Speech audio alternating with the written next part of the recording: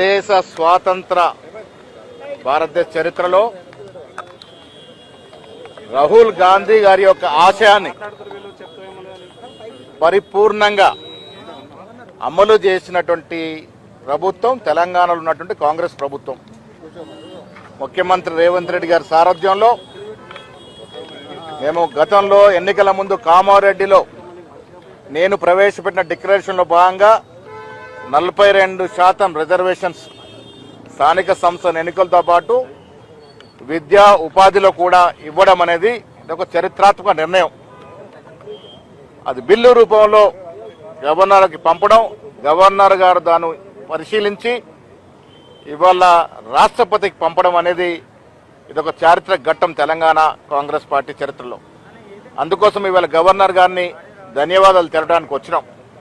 మిత్రులారా, రాహుల్ గాంధీ గారి యొక్క ఆశయం గత 4-5 సంవత్సరాలుగా కుల సర్వే విషయంలో వారు చేతబూని ఈ నినాదాన్ని ప్రజలకి తీసుకెళ్తున్న తరుణంలో ఇలా కేంద్ర ప్రభుత్వం కూడా దాన్ని గుర్తించి జరిగే జన సర్వేలో కులాన్ని చేర్చడం అనేది కూడా హర్షించదగ్గ విషయము. ఇది అంతా కూడా క్రెడిట్ అంతా కూడా రాహుల్ గాంధీ గారికే పోతుంది. ఈ దేశంలో మొట్టమొదటి ఒక జాతీయ నాయకుడు కుల సర్వే గురించి మాట్లాడిండు అంటే అది రాహుల్ గాంధీ గారు. బీసీలకి, ఎస్సీలకి, ఎస్టీలకి, మైనారిటీకి న్యాయం జరగాలని రాహుల్ గాంధీ గారి యొక్క పోరాట ఫలితమే ఇవాళ కేంద్ర కేబినెట్ తీసుకున్న నిర్ణయం కుల సర్వే జరపాలని. ఈ క్రెడిట్ అంతా కూడా రాహుల్ గాంధీ గారికే పోతుంది. ఆ తర్వాత తెలంగాణ ప్రభుత్వం రేవంత్ రెడ్డి గారి ఆధ్వర్యంలో ఈ దేశానికి ఒక రోల్ మోడల్ గా, ఒక దిక్సూచిగా మారింది.